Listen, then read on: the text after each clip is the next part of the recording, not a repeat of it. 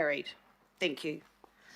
Now we move on to the main part of the day, which is the adoption of the consultation material. Now, I just want to remind everybody that, of course, we have workshopped this in some detail. It's been through audit and risk. We've asked for your questions. They've all been answered. It's the feedback questions have gone to the University of Auckland for approval. It's had legal sign-off. And, of course, after, as part of this item, we will also hear from the Auditor General Office. But I will open now to Kylie and to go over the process. Thanks, Kylie. Thank you, Madam Chair. Kia ora i te whānau, and welcome back to the Recovery Budget, also known as the 10-year budget, 2021 to 2031, and sometimes referred to the long-term plan. As you all know, we're here today to adopt the consultation document and supporting information for the Recovery Budget. Between August and December last year, 77 political workshop hours were used to discuss the key issues facing Auckland. On the 9th of December, you decided what to consult on with the public. These decisions allowed staff to prepare the consultation material, and over January we worked closely with Audit New Zealand. Yesterday you were sent an updated consultation document along with a table of changes since our workshop last week, and these will be attached to the minutes of the meeting. Public consultation will open at midday on Monday the 22nd of February and close at midday on the 22nd of March. Over the course of late April and May, there are workshops to discuss budget options and implications, and local boards have the opportunity to provide input on regional issues. You will be asked to make final decisions in late May, which will allow staff to produce the final documents. Another final review by Audit New Zealand and adoption for the recovery budget is scheduled for the 29th of June. Shortly, Ross will provide you with an Audit and Risk Committee update and step you through what's changed in our documents since our workshop last week. Following Ross, Greg Sholem, the Deputy Auditor General, will speak to his opinion, which begins on page 72 of the consultation document. Kia ora, Madam Chair. Thank you. So we'll start through with the changes. Ross, do you want to start, or shall I go straight to the Mayor? Up to you. I think we should start with the Mayor, if you like, because you've made the biggest change. Thank you very much, Madam Chair. 77 hours of workshopping, so it's not a time to have a long debate on this now. We've been backwards and forwards across it, but listening to the discussions earlier during the workshops, and I think I had a discussion with Councillor Dalton, I looked at the Mayor's message at the beginning, which is, as Kylie has talked about, focused on the recovery budget and the positive things about this budget. But I felt that, and this was before last Sunday, that we needed to set a little bit more context around the message that I was putting out there. So I've altered two paragraphs, and perhaps with your indulgence, Madam Chair, I'll read it. And you'll understand why it's important to put it in. It reads, however, the COVID-19 crisis has created huge challenges, reducing council income by $450 million this year, with cumulative losses projected to reach around $1 billion by 2024. While the health and broader economic effects of COVID-19 are not as bad as has been expected, we are by no means out of the woods yet. As long as New Zealand's borders remain closed, Auckland is a major tourist destination and destination for the largest group of international students will continue to be disproportionately affected. Nor can the potential for further lockdowns be ruled out, with the risk of more transmissible variants of the disease spreading in the community.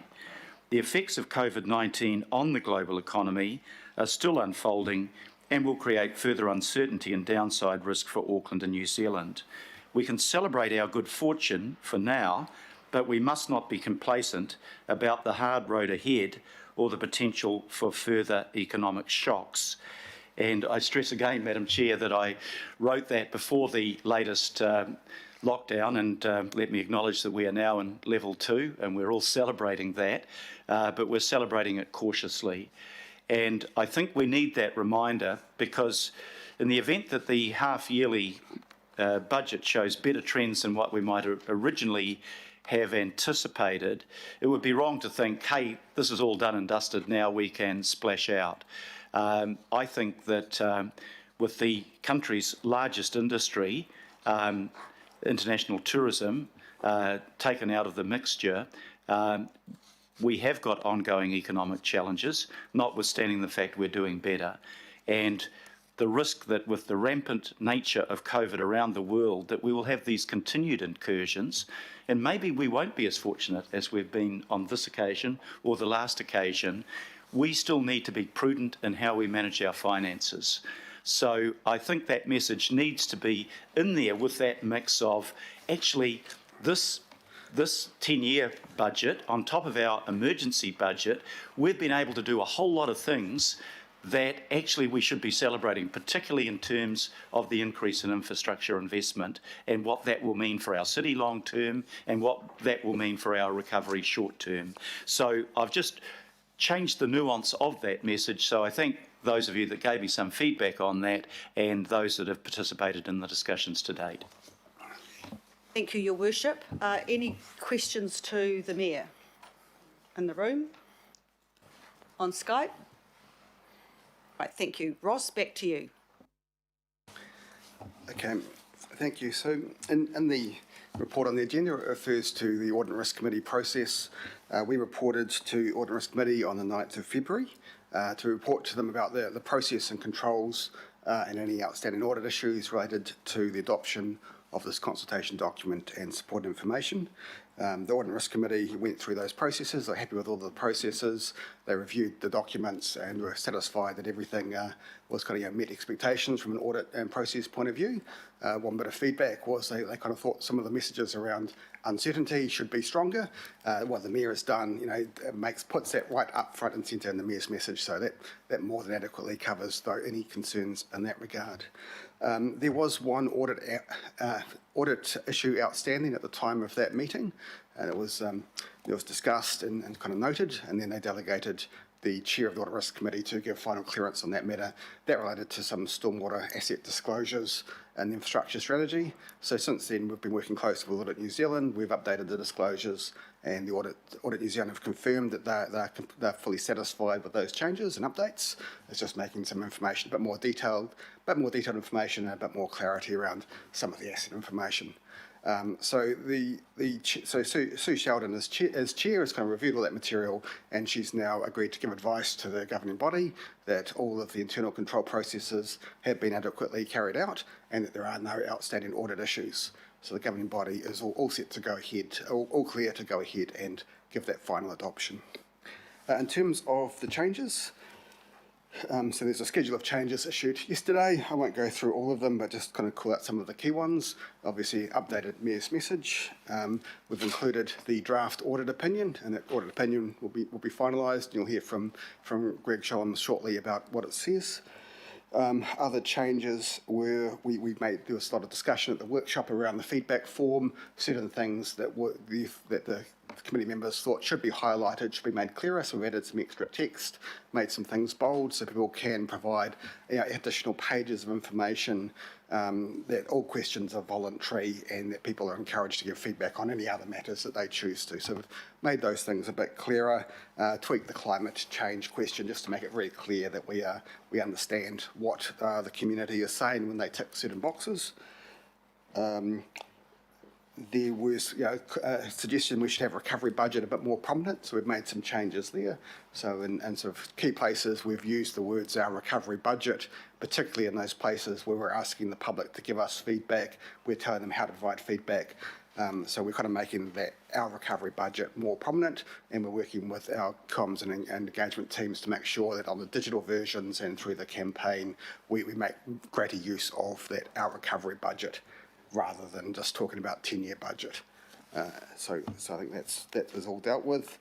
There were some updates to the assumptions included in the CD, so just working with audit, but more clarity, but more detail, all very minor changes. So those changes are all in there. The legal team, audit team, all comfortable with those changes. So happy to take any questions on the audit process or those changes. Thank you, Ross. I'll start with those in the room. Any questions for Ross or Kylie to date before we go to the Deputy Auditor General. Online, we have Councillor Cooper, a question from you. Madam Chair, it was just an explanation, maybe the public listening, why we send the consultation document to the University of Auckland.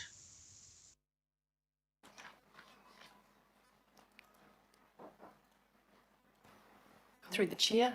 So we use Colmar Brunton to create a survey for the public, but for the feedback form questions, it's just a peer review to ensure that the questions are not leading.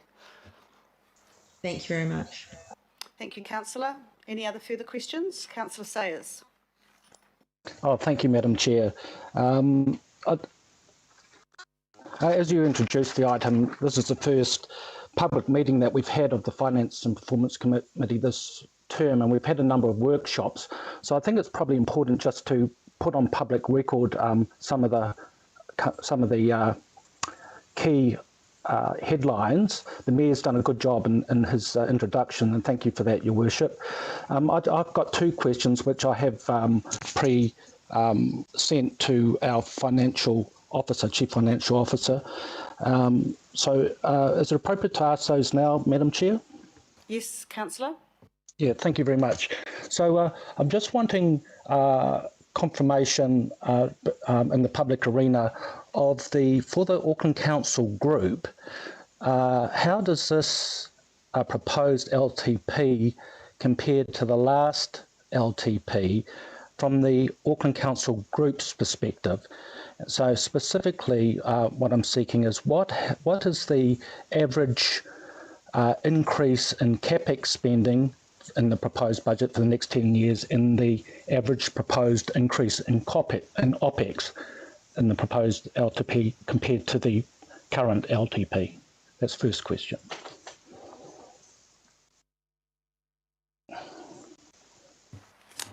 Thank you, Councillor Sayers. The consultation document does go through the summary of the increases. To cover that off, in this forum, Auckland Council Group is increasing its capex from 26.2 to 31.4 billion, and you can see within the consultation document that it talks about the recovery budget looking to enhance the ability to still invest in some of the attributes to ensure that the recovery is enabled. Operating expenditure at the group level increasing from 47.9 to 55.2. You're also interested, I believe, in splits below that. They are also shown for some high level of detail within the consultation document and supporting information behind that. Auckland Council parent capital investment 6.6 to 7.3, OPEX 32.4, obviously not billion, up to 37.4. So Auckland Transport is the other item within there that you'd already requested. There's a $1 billion increase in there, 10 to 11, and OPEX 17.3 to 19.2. Obviously, within the consultation document, the focus is really around activities and the activities that the community are able to consult on. Thank you, Peter. So could you just do a quick summary in terms of those percentage increases for the group? We don't have to go down into the parent and Auckland Transport, just across the group, the percentage increase for CapEx and OPEX then. What do those figures translate to? I haven't got that off the top of my head, but as I said, at 26.2 up to 31.4 and 47.9 up to 55.2. So I'm sure most people can be able to figure that out. I'm just tapping the calculator now. So that's a 20% increase, average increase in CapEx, and 15% average increase in OPEX. I think we'll find. So thank you, Madam Chair. My second question is, and this is just for clarification because it can be confusing, and this has come up in our workshops, that we're sending a message of increasing, the recovery budget's looking to increase investment into Auckland, and at the same time needing to tighten our belt as well, and how that might affect what people might experience at a local level. So I think just for clarification, Madam Chair, it might be helpful to, if there's because if there's basically a 20% increase in capital spending and a 15% in OPEX spending, what would be the justification of reducing some of the previous commitments that were in the last LTP? So I don't know who would like to answer that, but so if the spending is, if spending's been redirected from the previous LTP, why are there any, I guess my question would be, what projects have been included into the new LTP that weren't there before, and therefore other project commitments have been pushed out, Madam Chair? So perhaps that would clarify my question in a more targeted way. Just what if any, new capital projects have been introduced to the LTP that weren't in the last LTP, that of a significant nature? I'll hand over to Ross for that one. Yeah, I guess just, there's lots of projects and lots of detail, but to give you a high-level answer, what we've got here is, financial constraints imposed by the COVID impacts on the council's revenue. We've got, debt constraints we've got to live within, but at the same time, we've got, significant demand for infrastructure investment. So it is a 20% increase. But if we were to look at all the things we'd want to do to cater for growth, deliver all the things our community want, that might need to be a 30 or 40% increase. So because we've had to find that right balance through this in this LTP, we've landed on something that keeps rates and debts affordable, progresses a 20% increase in investment, and that is kind of where the balance has landed. So because we can't do everything, that means we've had to prioritise, and so the council's worked through a detailed prioritisation exercise and has looked at what are all the requirements in terms of looking after our assets, investing in growth, and all of the outcomes we want to achieve. So we've had to prioritise. So it means that some things have come in and some things have gone out. So within this 10-year budget, there's a lot of extra investment in water assets and renewals. There's a step up in transport renewals, for example, and there's a whole lot of other things that are in the mix there, and I won't go through all the detail. But it is a question of what needs to be done, what are the things with the highest risk, what are the things that are must do and committed, versus what are the things that are a bit more discretionary and might have to wait for a while. So it does mean that some of the more discretionary items, the ones that have lowest risk, aren't necessary to protect their assets right now, have to be delayed or be spent later. So that's kind of why, I guess that's how we reconcile an increase in investment, but it's not necessarily as big as we would like, so we have to prioritise. Well, Madam Chair, through you, I think that's very helpful and good to have on record in the public arena, and I thank Ross for his answers there. Ross, you did talk through you, Madam Chair. You did cover well the summary around the capex. Would you like to, because the 15% in OPEX could be seen as quite significant as well. Would it be appropriate just to have a quick answer around the OPEX side of the equation? Absolutely, Ross. Okay, I'll just very, very briefly, as we add more assets, we've got to run those assets, maintain those assets. So there's all the consequential OPEX and maintenance. The city is growing. We've got to provide more services for a bigger population. So 15% increase, there is some of that is inflation. A lot of that is growth. It's providing the same services to a bigger and growing city, plus looking after all of the new assets we're creating. Thank you very much, Madam Chair. Thank you, Councillor. Any other further questions? Any other comments? Okay, so I will go now to the Office of the Deputy Auditor General. Do we have you, Mr. Shaw? Oh, sorry, Councillor. I just had 2 words to say. Good job. Thank you for listening. It's a much better document because of that. And I loved you starting, Kylie, with the recovery budget. It does do it. Thank you. Thank you, Councillor. Councillor Coombe. And thank you, Madam Chair. I just had a point of clarification and just kia ora koutou. With the final edits, is C intended to cover what the Mayor's changes that he's just read out? I wasn't quite clear. So is that intended so that anything that's a final edit is covered by resolution? This is the final edit. So you've got, I'm certainly not going to play around with the mayor's message. No, So but what is you've that- got, his new message is the final that you're signing off today. Anything that All right. the Chief Financial Officer and myself do is very, very, very, very minor, if any. Okay, so that's All right? what's That's in the copy that you've got. document that's on So the yesterday, agenda. you received the updated copy of the CD, the summary in Te Reo Māori, and I just want to make the point for the IMSB members particularly on board that this is the first time ever in an LTP that we have a summary document in Te Reo. And I thank Member Blair actually for the idea around that. So we've delivered on that, and also the table showing the changes to date. All right? And that's what's on the agenda for today? It Yeah, was sent to you yesterday. right. Not on the agenda, that was sent to you yesterday. Okay. Okay, and it's on Nexus. And yeah, on next. Okay. Thank you for that clarification. Appreciate it. Any other points or comments? Councillor Watson. Yes, thank you, Madam Chair.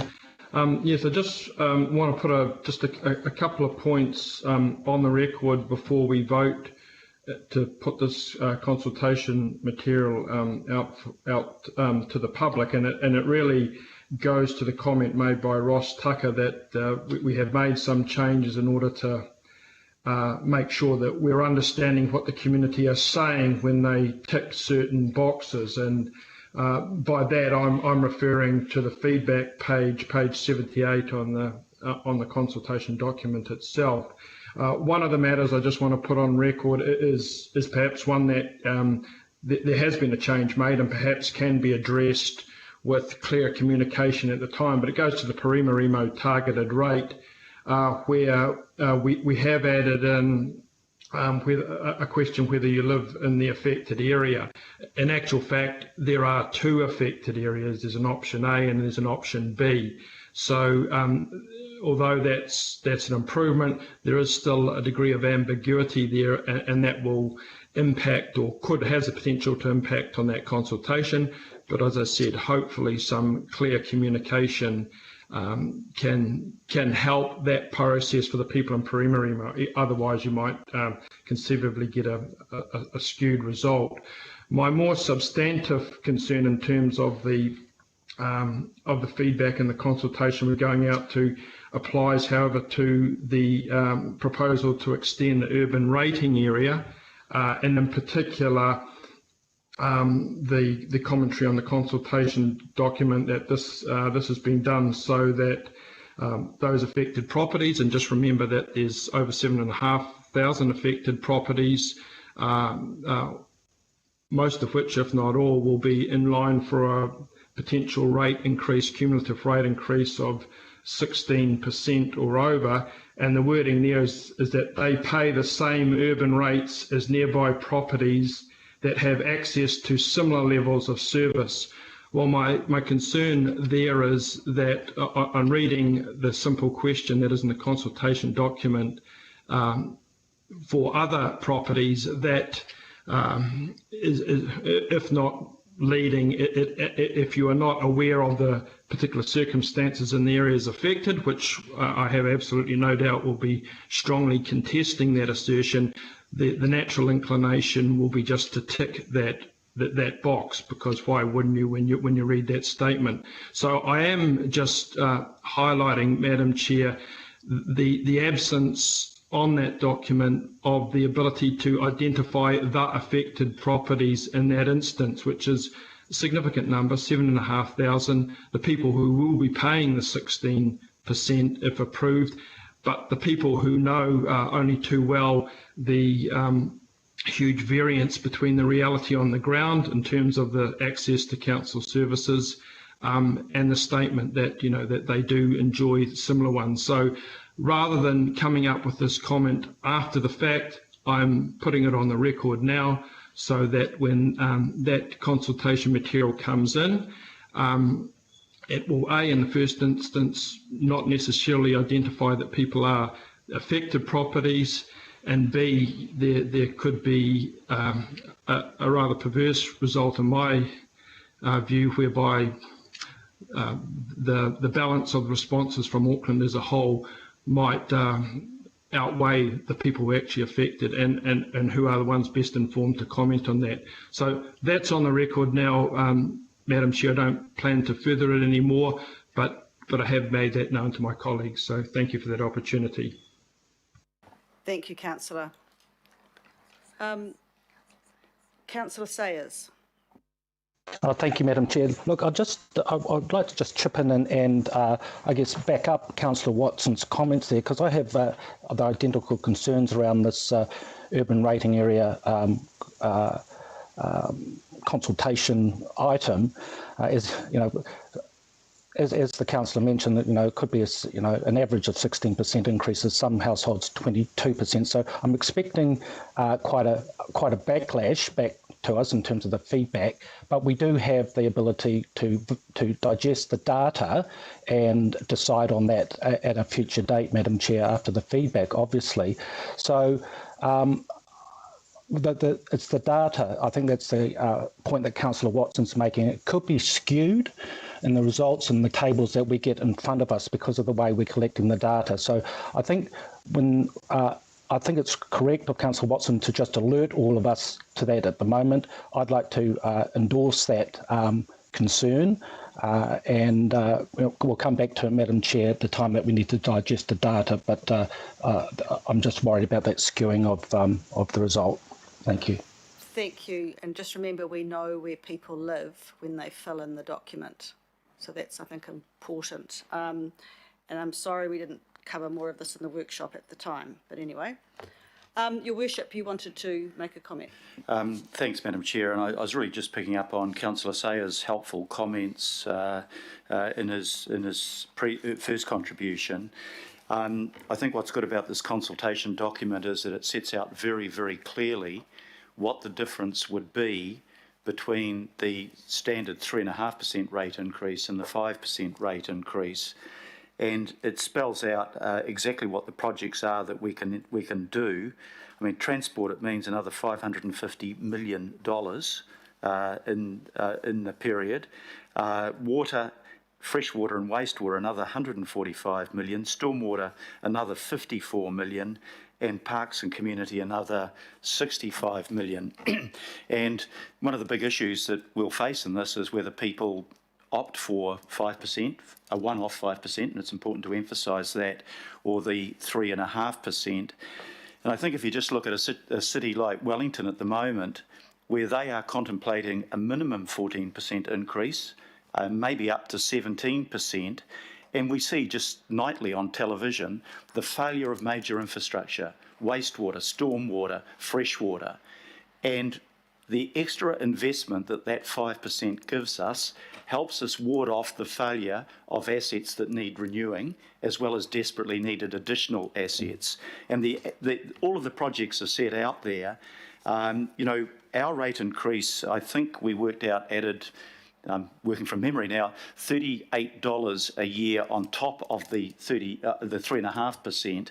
And for that extra $38 on the average price property, those are the sort of things, that's the level of expenditure you get to look after the renewal of assets that need renewing, to create new assets, to help the economic recovery. And compare it around the country, I mean, Wellington's 14 to 17%, Tauranga are now working under a commissioner because they failed to address these issues. That's likely to be somewhere, probably in the vicinity of those figures. Hamilton, I think, is just under 10%, and Christchurch is 5%, not one off, but 5% every year. So what we're doing in this recovery budget is helping recovery, but we're still keeping our rate increases at a fraction of the other big growth cities around the country.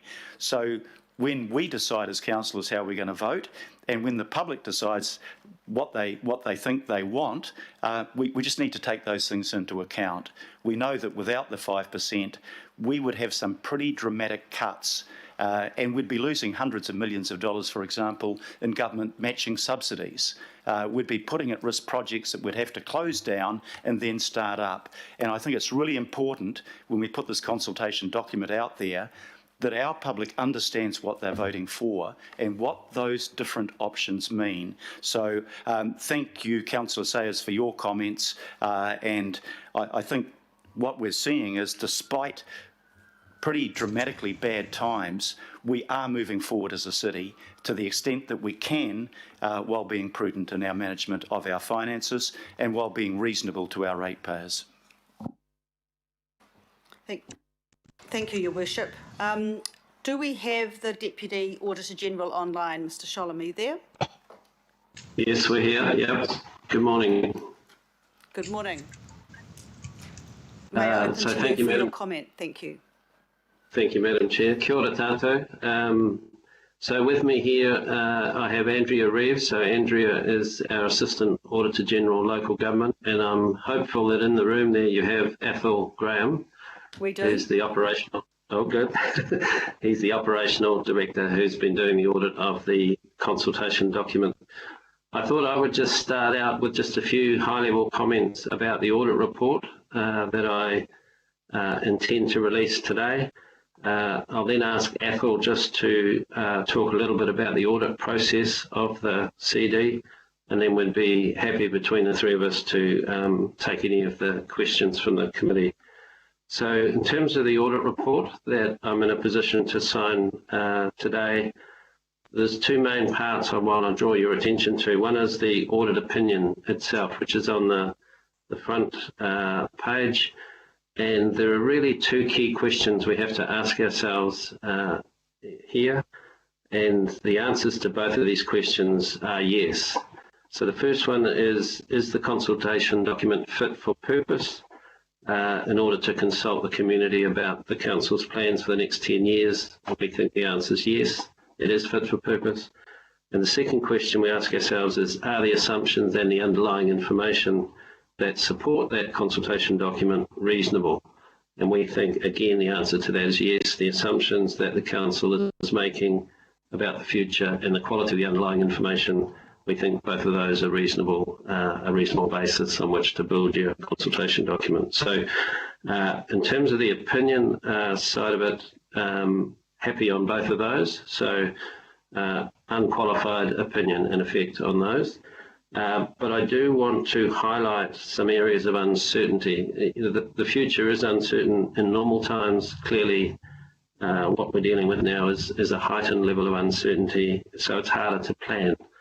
And so I was wanting to draw attention to three things, but they're all related to uncertainty. The first is the Three Waters reform. So this is a national initiative with national impact, but it could have significant impact on Auckland Council Group. So that's the first area. The second one is uncertainty around forecast funding. And there's three limbs to this. COVID-related impacts. Clearly, there's already been some impacts on Council Group's revenue. You've forecast future impacts. You know, those, they're reasonable assumptions, but there's some uncertainty around those. Government funding, particularly related to transport, and the asset recycling and savings targets that you've incorporated into the forecast. We think those collectively mean there's some heightened uncertainty around forecast funding. And also the last area, CRL assets, where are they going to fall, and therefore what's the impact on the Council's future operating costs related to those assets? So that's the third area. So these emphases of matters, which we've headed them up, they're not black marks, they're not errors, they're not things wrong, they're just things that I want to highlight to make sure the readers, if anyone reads my audit report, and hopefully there'll be some who do, that they will take the navigation points that I've pointed out, so page numbers I'm referring to, for example, in the consultation document. So it's designed to help the reader to navigate to the key pages, basically, in the consultation document as we see it. So maybe with those few comments, I'll stop and invite Athol just to say a little more about the audit process, and then we'd be happy to take questions. Thank you, Mr. Sholem. Athol, over to you. Thank you. Yeah, kia ora koutou, and good morning, councillors, and thanks for that, Greg. As mentioned, actually, Greg didn't mention, but I'll mention, this is the second one that we're aware of that's being signed, so that's I guess a lead into what else I want to say about the process. That's a significant achievement for the largest council in New Zealand. and the only group LTP CD, so a major undertaking to bring together the information, not just in the parent entity, but across the significant CCOs as well. Given the scale of the project and the fact that this was not a BAU LTP CD, as Greg mentioned, required a significant amount of planning, management and monitoring of the project. While an additional 8 days was added to the original timeframe that was set up early in the process, to enable us to complete all of the key aspects of our work alongside management and council. The timing this year is actually not too dissimilar to the previous 2018 LTP. That's the timing of the signing of the CD audit report today. A really important part of this project, and something that we had discussions with management early on, was around the control environment that was planned to ensure that the information, the key issues and the legislative compliance of the process and the document were well established, was ensuring there was a good control environment in place and a good oversight framework. And I'm happy to say we were happy with the environment that was established and the framework put in place over this project. It was well supported by project control group internally, as well as the risk and assurance team and the audit and risk committee. As part of the process, we established regular meetings with the strategy and planning team, attended most of the finance and performance committee workshops to understand what was happening throughout the process and what the issues were that were being discussed. As alluded earlier, we worked closely with the audit teams of Watercare and Auckland Transport to ensure the underlying information coming into the group financial forecasts was reasonable and well managed, and we were happy with that process. And just finally, I think the impact on this project of the experienced team and staff across council was a key factor in being able to sign the audit report today. And I'd just like to thank management, in particular the financial and strategy and planning team, for working hard and proactively with us throughout the process. So I'll just leave it there. Thank you. Thank you very much. So I'll start by asking if there are any questions in the room for either the Deputy Auditor General or Athol. No, I've got 2 questions from those online. I'll start with Councillor Walker. Thank you, Madam Chair. My question was a further question further to that of Councillor Watson. Can I raise that now? Yes, you can. Sure, and that is around the consultation, particularly as it affects the properties that will be experiencing the additional rate from the change in the boundaries, and I'm referring especially to locations like Herald Island and Whenuapai, where we know that there is some contention. Now, I know, Madam Chair, that you mentioned that we know where people live when they fill in the document, but my understanding is that the is a possibility for the person to mention the local board that they're in, but not necessarily an opportunity for a location for their address. So my suggestion, and it is by way of a question, is whether in the communications that we put out, the Have Your Say meetings and so on, that we are able to emphasise to people in particular areas that it is highly desirable that they indicate the location where they live, particularly if it's an area that's being affected by this increase in the rate, so that we can pick up that information and so that the councillors in their decision making can be better informed. Because as Councillor Watson emphasised, the great bulk of people that respond to consultation may just give this particular area a tick without being particularly informed as to its effects. The people that we really need to listen to, I would suggest, are those that are directly affected. So I'm just asking whether the officers can go the extra step and try and capture this information and then report on it to us. Thank you. Thank you, Councillor. We can cover that in the next item. Councillor Filipaina. Thank you, Chair. I just sent another note, but my question is on, and comment is on the document. Shall I wait until if there's any questions for the auditor before I ask mine? Yes, please. Any other questions for either the Auditor General or Ethel? No, okay, I'll come back to you, Councillor. Well, can we just put on record, Madam Chair, our thanks to the office? I'll do that, don't worry. I will do that. I'll just get Councillor Filipaina's question, then I'll come back and thank the officer. Oh, sorry, there is a question. Ethel, sorry, Councillor Casey. Ethel, which council beat us to it? I don't know. Maybe Andrew or Greg. I can't remember the exact name, actually. Wasn't a big one. Yeah. Kia ora, Councillor. I believe it was Central Hawke's Bay District Council. You'll have to have a go at the Mayor's meeting, Your Worship. Thank you, good question. It's never good being second, but never mind. The first group.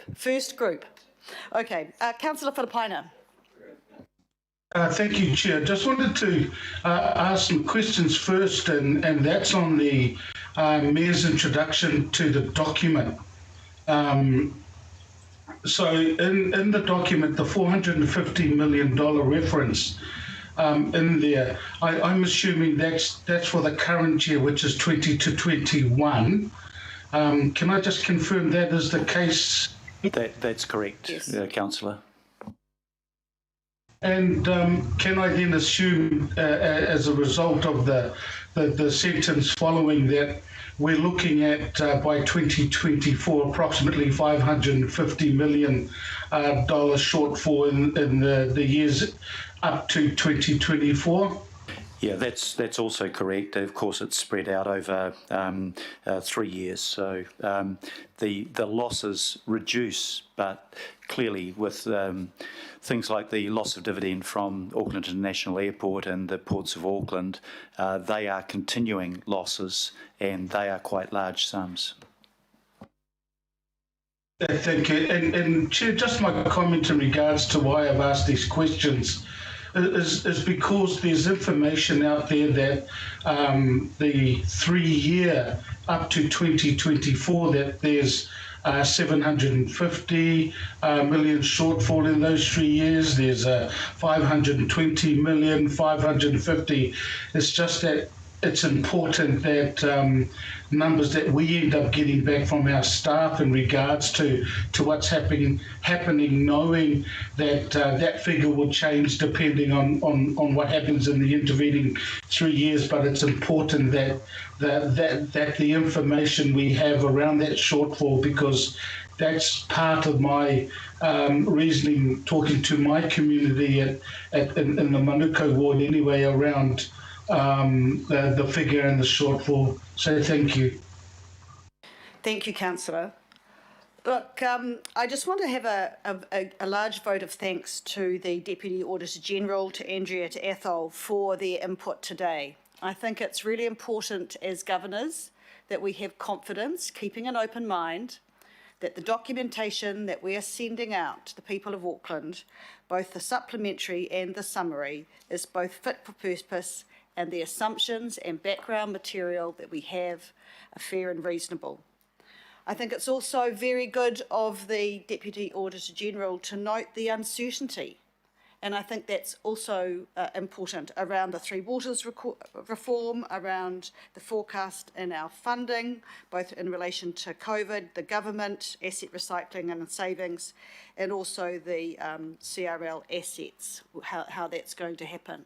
So there is a lot of uncertainty, but it is a recovery. And I think, as I said, keeping an open mind, we have confidence that the document going out is fit for purpose, which is the main purpose of getting it out there to start with. So, ladies and gentlemen, we have four resolutions, and I have to take A separately. All right. So I will move. Your Worship, would you like to second? First of all, I have to take A. All those in favour on A, recommending that the governing body to adopt the supporting information referred to as the 10-year, it should be recovery budget. Please insert the word recovery. Aye. Aye. Against? Carried unanimously. Thank you. I'd like to then move B, C and D, with the addition of D, thanking the Office of the Auditor General for their attendance at the meeting. All those in favour say aye. Aye. Against? Carried unanimously. Thank you very much. Right.